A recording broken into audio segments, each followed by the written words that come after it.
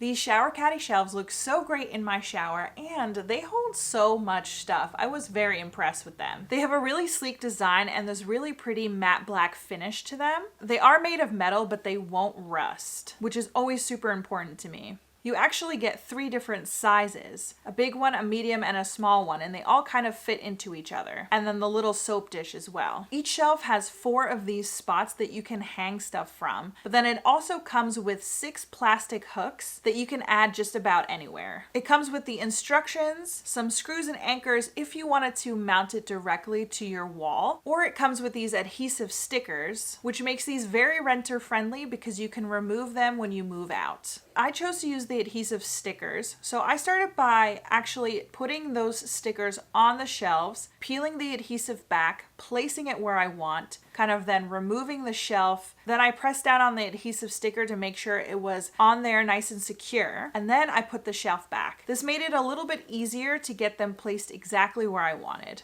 And I think it's nice that it even comes with an extra set of stickers. If you do choose to use the adhesive stickers as well, the instructions say to wait 24 hours before using them. These have been a great addition to my shower and I'm super happy with all of this extra storage.